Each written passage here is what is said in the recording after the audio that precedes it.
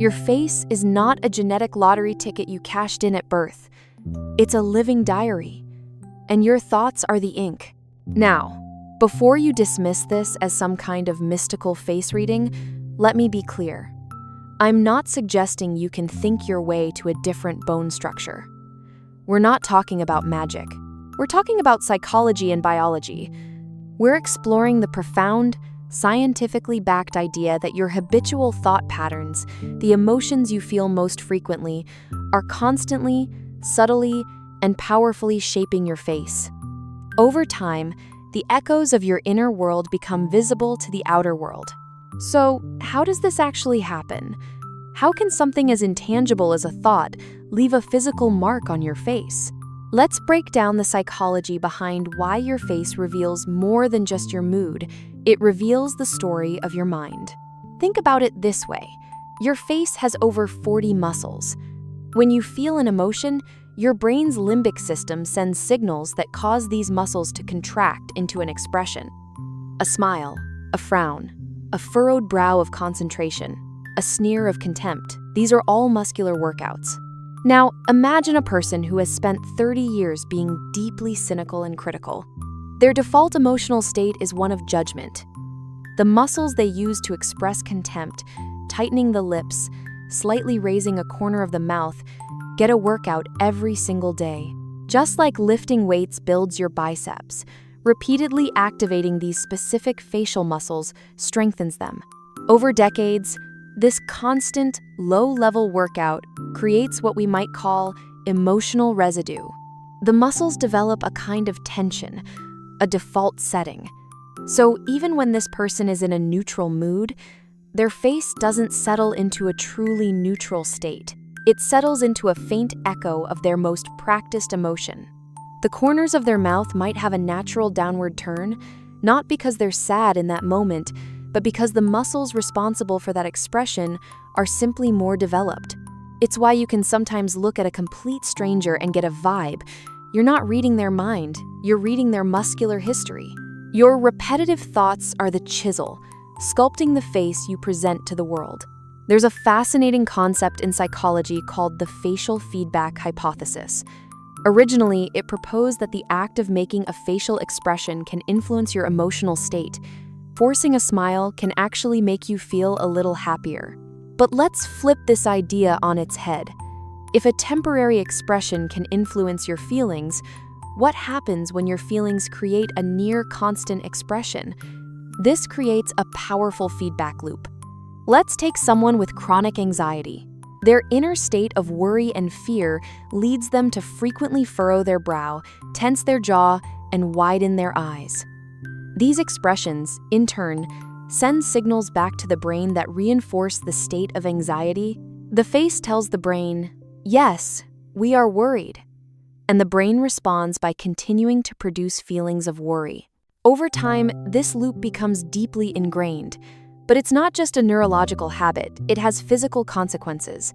The repeated furrowing of the brow literally creases the skin between the eyebrows.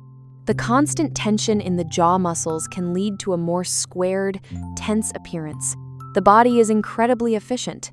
If it holds a position long enough, it will adapt to make holding that position easier. This is how temporary states become permanent traits.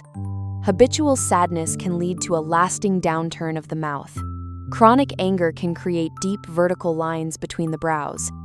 Your face doesn't just show your emotions, it can trap you in them, physically reinforcing the mental patterns you're trying to escape. So far, we've talked about muscles, but the connection goes deeper, down to a cellular level. One of the most powerful sculptors of your face is a hormone you're all familiar with, cortisol, the stress hormone. When you are in a state of chronic stress, worry, or negativity, your body is flooded with cortisol. This isn't a fleeting event, it's a long-term biological state, and this state has devastating effects on your appearance. First, cortisol breaks down collagen and elastin, the proteins that keep your skin firm and elastic. This loss of elasticity leads directly to premature wrinkles and sagging. The very structure of your skin begins to weaken under the weight of your stress. Second, stress impairs your body's ability to repair itself. It can trigger inflammation, leading to conditions like acne, eczema, and rashes. It can also lead to fluid retention and puffiness, especially under the eyes. Research has even found that stress from sleep deprivation is linked to reduced skin elasticity and uneven pigmentation. Think about the stark before and after photos of presidents. The accelerated aging you see isn't just from long hours. It's the physical manifestation of immense, unrelenting pressure. The effect is so pronounced that studies on twins have found that a divorced twin often appears significantly older than their married or single sibling, with researchers suggesting stress is a key factor. So when we talk about a worried look, it's not just about the expression, it's the cumulative effect of a biological process. It's the thinning skin, the dull complexion, and the deep-set lines that come from a mind marinating in stress. You don't just feel your negative thoughts, your skin feels them too. Here's where it gets really interesting. The subtle changes in your face, sculpted by your thoughts over years, begin to influence how the world sees and reacts to you. This creates another powerful feedback loop, but this time, it's a social one. Imagine two people. One has spent a lifetime cultivating thoughts of gratitude and optimism. Their facial muscles are trained to smile, leading to laugh lines and a generally uplifted resting expression. The other, as we discussed, has a history of cynicism, leading to a subtly downturned, skeptical resting face. When these two people walk into a room, who do you think is perceived as more approachable? Who is more likely to receive smiles from strangers? Who will colleagues be more eager to collaborate with?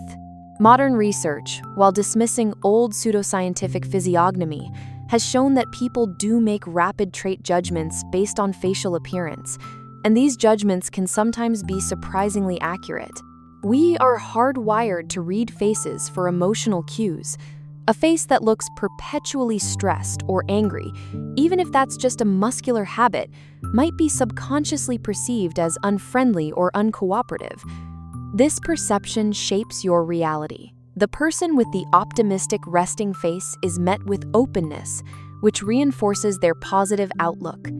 The person with the cynical resting face is met with hesitation, which confirms their belief that the world is a guarded place. In this way, the face you've built with your thoughts becomes a self-fulfilling prophecy. It projects an image of your inner world, and the outer world responds in kind, cementing the very thought patterns that created the expression in the first place. You become who you look like you are. So, is physiognomy real? Not in the old sense of predicting destiny from your nose shape, but in a deeper, more profound psychological sense, yes. Your face becomes a map of your emotional history. This isn't about vanity, and it's certainly not about judging others. It is the ultimate lesson in the mind-body connection. It's an invitation to see your thoughts, not as fleeting, powerless things, but as creative forces that are actively shaping your physical self. Every time you choose gratitude over resentment, compassion over judgment, or calm over anxiety, you are doing more than just improving your mood. You are, in a very real sense, retraining the muscles in your face. You are changing your hormonal balance. You are sculpting a different future for yourself, one that is reflected in the mirror. Your face tells the story of the life you've lived inside your mind.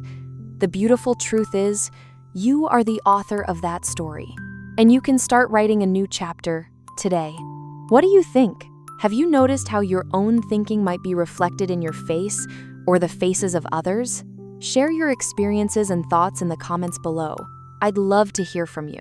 And if this sparked something in you, make sure to subscribe and hit that notification bell for more deep dives into the psychology of our daily lives. Thanks for watching.